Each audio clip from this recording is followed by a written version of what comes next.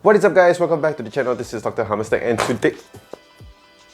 What is up, guys? Welcome back to the channel. This is Dr. Hammerstack, and today we have here the OnePlus Nord 2. This is the phone that I've been waiting for OnePlus for quite some time, ever since the OnePlus 6, and finally it has come here already. And of course, today in a typical Dr. Hammerstack fashion, what we are going to do is a little bit of some unboxing, go through the key specs and features, and show you what to expect when you do decide to buy this phone. So yes, without further ado, let's just get right into it.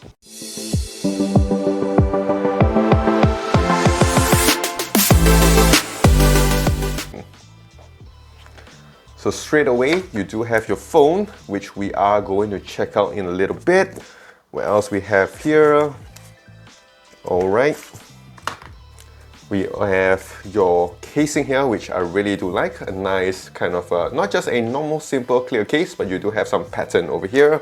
And I'm guessing here is all your metal books and stuff, some stickers, and your SIM injector too. Alright, let's put it aside. And here we have the Warp Charge 65 right off the box over here. And interesting about this is the fact that this one here does come with the USB-A to USB-C, because normally the Warp Charge does come with a USB-C to USB-C. So yes, pretty interesting over here. And that is almost done with it. Let's check out the phone over here. So this is it. This is the OnePlus Nord 2, very similar to the OnePlus 9 series, I would say, in terms of the camera layout, in terms of the color. Let's just open this one up here. Alright, and very nice glass over here, very nice. Whoa, very nice finish. If you guys can look at this, has a very nice matte finish to it. To be honest, I think this is better compared to the OnePlus 9 in my opinion. Over here on the back and on the front, it is made of glass like I mentioned, and it's a Gorilla Glass 5. And you do have your, I think, your plastic or aluminum frame on the sides over here, which is really good. I think, yeah, it is a plastic frame. So let me just set up this phone and I'll see you guys in a little bit. Alright, so here we have it. This is the OnePlus Nord 2 in all of its glory. And while I was just setting up this phone, I have to say something over here that I really like this build and design over here. In terms of the weight and size of it, I think this is really nice, and they do have the curve on the sides over here, so it's easy to grip and all this other good stuff. But one thing I did notice is that it is a little bit slippery over here because of the design. It does have this kind of a matte texture on the back of here, unlike the OnePlus 9 series. And in terms of the design, I really like this. It does have a very premium design. And one thing I like about this is that yes, they do give you a clear case over here, which is a good thing because you want to admire the back over here. And one thing I really did like about this is the fact that OnePlus has implemented the alert slider over here, which was missing on the OnePlus Nord CE, and I think the OnePlus Nord itself. And yes, thanks to them for, you know, listening to their fans and bringing it back here to the OnePlus Nord 2. You do have your volume rockers on the side here, and your power button on the right side as well, which is very easy to reach. And yes, you do have your fingerprint unlock, which works really fast. You have your face unlock as well. As you can see there, I just pointed to my face and it unlocks really fast. So yes, this phone is not a slouch whatsoever. This is a major upgrade from the first generation OnePlus Nord. And what I mean by that, let's just start off with the display over here. You have your 90Hz Fluid AMOLED display, and I'm going to show you some content here on YouTube. Let's watch some 4K content. Alright, so as we can see here, in terms of the colors, you do have your nice AMOLED deep blacks and all this other stuff. Colors do look very sharp, and the brightness of this is in terms of the maximum brightness over here. Not too bad, I would say. Yeah, I think I'm going to test this out in my daily. I'm going to use this as my daily driver. So I'm going to see in a sunny Malaysia over here whether it is really good in terms of the brightness. But what I can say here in terms of the display, you will not be disappointed. One thing that you will be a bit disappointed over here is the sides over here. You do have some thick chin over here, and you do have some bezels on the sides as well, which for me, I don't think is much of an issue, because at the end of the day, you know, if you want to do some gaming on this, because this is made for gaming as well, I think this is really good. And of course, with some bezels here, you know, it's a bit of compromise because a lot of people wouldn't like the curved displays that was on like the phones like the OnePlus 8 Pro, which for me was a little bit too aggressive. Alright, so the next thing over here, which is a major upgrade, is the fact that this one here, the Nord 2, does have a stereo speaker setup, something that you couldn't find on the OnePlus Nord and the Nord CE. So yes, you do have your top firing speaker and your bottom firing speaker here as well. No headphone jack, which is a bit of a bummer, but not to worry because you do have your stereo speaker setup. And this is basically how it sounds like. Over here, which is the Nothing Air 1.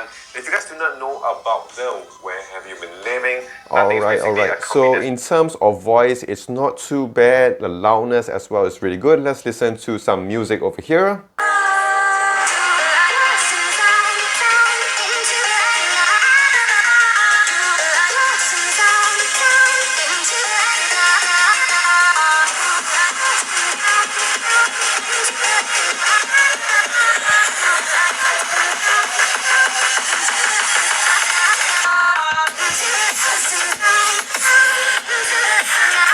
Okay, so in terms of speakers, to be honest, I am quite impressed. It is pretty loud, voice is quite clear, I would say. Clarity is there, so I'm not going to complain about it because it is a stereo speaker setup. And yes, one thing I forgot to mention is that I found this one here over here, the global set, for about 1,800 ringgit Malaysia. And of course, I'll put the prices in USD as well.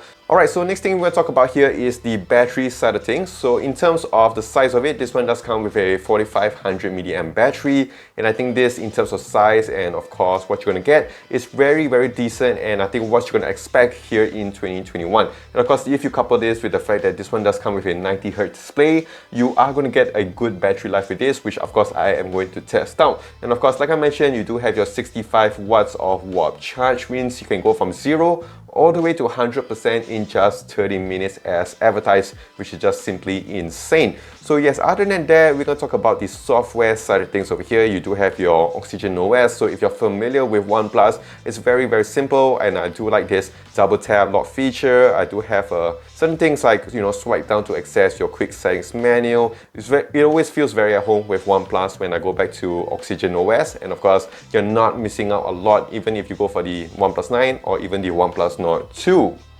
Okay, so one of the major upgrades that the Nord 2 does have over the Nord CE, and of course the Nord 1, is the fact that this one here does use a flagship chipset. This one does use a MediaTek Dimensity 1200, which of course is a really good chipset, and definitely I'm going to test this up against the Snapdragon 870 phone, against the 888, and of course the Exynos 2100 to see where it ranks among these top-end chipsets. And of course, if you talk about the internal hardware as well, we have UFS 3.1 storage. You can either get the 8GB RAM, 12GB RAM variant, and you can either choose the 128 or 256GB of storage. And of course, sadly, like with all of OnePlus phones, they do not have any micro SD expansion. Alright, so this is a comparison in terms of the size of the OnePlus Nord 2 with the Infinity Gauntlet. So as you can see here, it is a big phone. It is bigger than the Infinity Gauntlet, so that is some size comparison for you guys at home. Alright, so last thing over here, let's talk about the camera. So starting on with the selfie, which is located on the top left hand corner,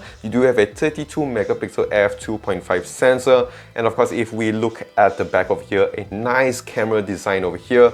In the main lens department, you do have a 50 megapixel f1.9, you do have your autofocus, and you do have also OIS, which is something really, really good. And you do have an 8 megapixel f2.3 ultra wide, and also you do have a 2 megapixel f2.4 monochrome, which is, to be honest, quite useless, so I don't think I would consider that. But of course, you do have your major lens over here. I think it's very similar to the OnePlus 9 in terms of the main lens over here. And we're going to show you some shots that I've taken, and I'm going to see how good are they.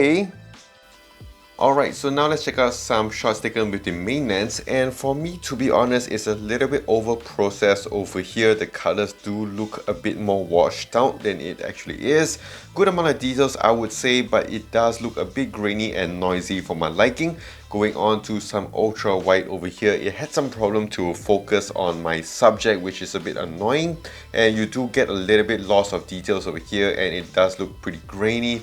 Going on to the next one over here, 2 times of digital zoom.